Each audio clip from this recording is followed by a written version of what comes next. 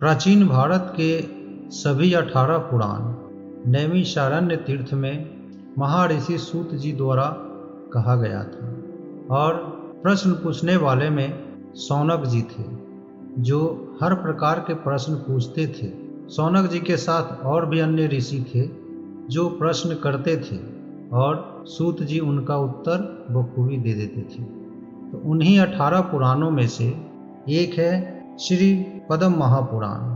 पद्म महापुराण में जो कथा बताई गई है उस कथा में गंगा पुत्र भीष्म और पुलस्त ऋषि के बीच बातचीत होता है, उसी का अंश है। दोस्तों, हम श्री पद्म महापुराण कथा के प्रथम खंड अध्याय 18 में दिए गए कथाओं का वर्णन करेंगे। दोस्तों, एक बार ब्रह्मा जी पृथ्वी पर यज्ञ की शुरुआत की। यज्ञ में सभी को निमंत्रण दिया गया। देवता तो थे ही, साथ साथ राक्षसों, भूतों, पिशाचों सभी को उसमें निमंत्रण दिया गया था। जब वहां राक्षस पहुंचे तो बहुत गर्व में थे। इसी को देखते हुए भगवान जनार्दन ने इंद्र के साथ शंकर जी से इस बात को बतलाया। भगवान जनार्दन ने कहा, हे रुद्र, श्रेष्ठ दानव सभी विघ्न करने के लिए आए हैं। ब्रह्मा जी ने उन सबों को यहाँ आमंत्रित किया है। वे सब विघ्न करने का प्रयास कर रहे हैं। जब तक यज्ञ समाप्त नहीं हो जाता तब तक हम लोगों को उन्हें क्षमा करना चाहिए। हे विभो, आपको तो ऐसा प्रयास करना चाहिए कि पृथ्वी दानवों से रहित हो जाए। इंद्र को विजय दिलाने के लिए आपको भी मेरे साथ मिलकर युद्ध करना चाहिए। द्विजों का परिवेष्टन करने वाले रूप से मरुतों की सृष्टि की गई है। दानवों का जो धन है उसी को लेकर मैं यज्ञ कर रहा हूँ। यहाँ पर ब्राह्मणों के आ जाने पर तथा लोगों के दुखी हो जाने पर सेवक रूप से व्यवस्थित हम लोग उन दानवों के धन का ही व्यय करेंगे। इस तरह से कहने वाले भगवान विष्णु को ब्रह्मा जी ने कहा, ये क्रुद्ध दनु के पुत्र आप लोगों के साथ युद्ध नहीं करना चाहते हैं, इसलिए रुद्र तथा सभी देवताओं के साथ आपको भी इन्हें क्षमा करना चाहिए। सत्य युग की समाप्ति हो जाने पर जब यह यज्ञ समाप्त हो जाएगा, मैं आप लोगों को तथा इन श्रेष्ठ दानवों को भेज दूंगा। उसी समय आप सभी लोगों को इन सबों के बीच संधि अथवा विग्रह करना चाहिए। उसके बाद स्वयं ब्रह्मा जी ने उन दानवों से कहा, मेरे इस यज्ञ में दानवों को किसी भी प्रकार का विरोध नहीं करना चाहिए। मेरे इस कार्य में तुम सभी लोगों को मित्रता की भावना से युक्त होना चाहिए। तब दानवों ने कहा, हे पितामह, हम लोग आपकी सभी आज्ञाओं का पालन करेंगे। देवता हमारे अनुज हैं, उन लोगों को किसी भी प्रकार का भय नहीं करना चाहिए। दानवों की इस वाणी को सुनकर ब्रह्मा जी संतुष्ट हो गए। उन सबों के मुहूर्त भर ठहरने पर करोड़ों ऋषिगण वहां आ गए। वे ब्रह्मा जी के यज्ञ के विषय में सुनकर आए थे। उन लोगों की भगवान विष्णु ने पूजा की। उन लोगों को भगवान शंकर ने आसन प्रदान किया। ब्रह्मा जी की आज्ञा पाकर वशिष्ठ महर्षि ने उन ऋषियों को अर्घ्य प्रदान किया। गौ तथा अश्व प्रदान करके उन ऋषियों से महर्षि वशिष्ठ ने कुशल क्षेम पूछा। इसके बाद उन लोगों को पुष्कर में निवास प्रदान करने के लिए कहा गया, आप लोग यहीं निवास करें। उसके बाद वे सभी जटा तथा मृग चर्म धारण करने वाले ऋषि उस श्रेष्ठ सरोवर को उसी तरह से सुशोभित किए जिस तरह से गंगा नदी को देवगण सुशोभित करते हैं। कुछ ऋषि मुंड मुड़ाए हुए तथा गेरुआ वस्त्र धारण किए हुए थे। दूसरे ऋषियों की दाढ़ी लंबी थी। कुछ लोगों के दांत विरल अर्थात दूर दूर थे, जो कुछ लोगों के नेत्र चिपटे थे। कुछ ऋषि विशाल शरीर तथा पेट वाले थे, तो कुछ ऋषि केकराक्ष यानी टेढ़े देखने वाले थे। कुछ लोगों के कान लंबे थे, कुछ के कान नहीं थे। कुछ के कान टूटे हुए थे, कुछ लंबे फाल वाले थे तथा कुछ फाल रहित थे। वे स्नायु तथा चर्म से बंधे थे। उन भक्ति संपन्न मुनियों के पेट बढ़े हुए थे। उन लोगों ने चारों ओर से दिदीप्यमान पुष्कर तीर्थ को देखा। तीर्थ के लोभ से वे ऋषि उसी सरोवर के तट पर व्यवस्थित हो गए। उनमें कुछ बाल खिल्य महात्मा थे तथा कुछ महात्मा पत्थर से ही कूट कर अन्न खाने वाले यानी अस्मकुट्टू थे तथा कुछ संप्राछाल वाले कुछ पत्तों का ही आहार करने वाले थे। अनेक प्रकार के नियमों का पालन करने वाले तथा स्थंडिल पर सोने वाले थे। वे जब इस सरोवर में अपना मुख देखे तो देखते ही क्षण भर में ही सुंदर मुख वाले हो गए। यह क्या हो गया? इस तरह से सोचकर वे एक दूसरे को देखने लगे। इस तीर्थ में देखने के ही कारण हम लोगों का मुख सुंदर हो गया है। यह सोचकर तपस्वियों ने उस तीर्थ का नाम मुख दर्शन तीर्थ रख दिया। वे नियम पूर्वक स्नान करने पर सुंदर रूप वाले हो गए। अनुपम गुणों से युक्त वे देवपुत्र के समान लगने लगे। वे सभी वनवासी सुशोभित होकर वहां रहने लगे। केवल यज्ञोपवीत से नाप कर वे उस तीर्थ को विभाजित किए। वे अग्निहोत्र करने वाले थे और अपनी अनेक क्रियाओं को संपन्न किए। चिंतन करने वाले उन तपस्वियों के सारे पाप धुल गए। वे सोचने लगे, अब हम लोग किसी दूसरे तीर्थ में नहीं जाएंगे, यह सरोवर ही सबसे बड़ा तीर्थ है। उन ब्राह्मणों ने उस तीर्थ का नाम ज्येष्ठ पुष्कर रख दिया। वहां तीर्थ के सन्निकट बहुत से कुब्जों को देखकर उन ऋषियों को भांड प्रदान करने के लिए आए हुए देखकर लोगों को आश्चर्य हुआ। उन लोगों ने ब्राह्मणों को अनेक प्रकार के भांडों अर्थात पात्रों का दान किया। उन ब्राह्मणों ने प्राची सरस्वती का नाम सुना तो वे प्राची सरस्वती में स्नान करने के लिए गए। तीर्थों में श्रेष्ठ सरस्वती नदी के तट पर अनेक ब्राह्मणों का गण था।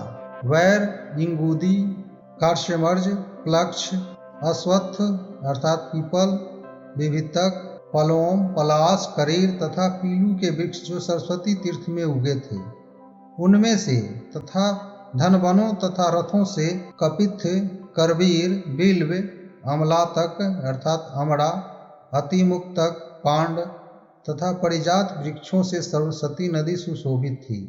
वहां पर बहुत अधिक कदम के वन थे। सभी जीवों से वह नदी मनोहर लगती थी। वायु, जल तथा फल का आहार करने वाले तथा दांत से कूच कर खाने वाले महात्माओं से भी वह नदी वरिष्ठ अस्मकुट्टू मुनियों से सुशोभित थी। वहां वेदाध्ययन की ध्वनि सुनाई पड़ती थी तथा मृगों के सैकड़ों समूह विचरण करते थे। अहिंसा को ही परम धर्म मानने वाले मुनियों से वह नदी अत्यंत सुशोभित हो गई। पुष्कर तीर्थ में सरस्वती नदी 5 नामों से जानी जाती है: सुप्रभा, कांचना, प्राची सरस्वती, नंदा तथा विशाला। इन 5 स्रोतों से सरस्वती नदी पुष्कर में प्रवाहित होती है। पृथ्वी पर आयोजित ब्रह्मा जी की यज्ञ सभा में उस विस्तृत यज्ञशाला में ब्राह्मणों आदि के स्वागत के कार्य विस्तृत पुण्यवाचन के ध्वनियों से तथा देवताओं के नियम से उस यज्ञ के कार्यों में देवताओं के व्यस्त रहने पर, ब्रह्मा जी के दीक्षित होने पर, सभी कामनाओं की समृद्धि से ब्रह्मा जी के यज्ञ करते रहने पर धर्म एवं अर्थ में प्रवीण पुरुष भी वहाँ चिंता करते ही उपस्थित हो जाते थे अर्थात सोचते ही उपस्थित हो जाते थे। वे विभिन्न स्थानों पर ब्राह्मणों की सेवा में लग जाते थे। देव गंधर्व वहाँ गायन करते थे और अप्सराएं नृत्य करती थीं। वे सदा दिव्य वाद्यों को बजाते थे। उस यज्ञ की संपत्ति से देवता भी संतुष्ट हो गए थे। देवता भी आश्चर्यचकित थे। तो मनुष्य के विषय में क्या कहना है? ब्रह्मा जी का इस प्रकार का यह यज्ञ जब पुष्कर में हो रहा था, उस समय संतुष्ट होकर ऋषियों ने सुप्रभा नाम से सरस्वती को कहा। उन ऋषियों ने वेग युक्त सरस्वती को पितामह और उनके यज्ञ को प्रकाशित करती हुई देखकर बहुत प्रसन्नता का अनुभव किया। इस प्रकार से नदियों में श्रेष्ठ सरस्वती नदी पुष्कर में ब्रह्मा जी की तथा मनीषी ऋषियों की प्रसन्नता के लिए प्रकट हुई थी। पवित्र मनुष्य को पवित्र बनाने वाली तथा 5 स्रोतों में प्रवाहित होने वाली सरस्वती नदी का नाम सुप्रभा तथा सरस्वती है। वहाँ पर शांत मुनिजन अनेक वेदों का स्वाध्याय करते हैं। वे सभी ऋषि आकर सरस्वती देवी का स्मरण किए। सत्र में यजन करने वाले उन ऋषियों के द्वारा ध्यान किए जाने पर उनकी भक्ति से प्रसन्न होकर पूर्व दिशा में सरस्वती नदी प्रकट हुई। मुनियों के द्वारा वंदनीय प्राची सरस्वती पर हुए एक अन्य आश्चर्यमय वृत्तांत को सुना जाता है कि मंकन नामक ब्राह्मण का हाथ कूश के अग्रभाग से कट गया। उस कटे हुए हाथ से शाक का रस प्रवाहित होने लगा। वे ब्राह्मण शाक के रस को देखकर अत्यंत प्रसन्न होकर नाचने लगा। उनके नृत्य करते समय संसार के समस्त अस्थावर एवं जंगम पदार्थ उनके तेज से मोहित होकर नाचने लगे।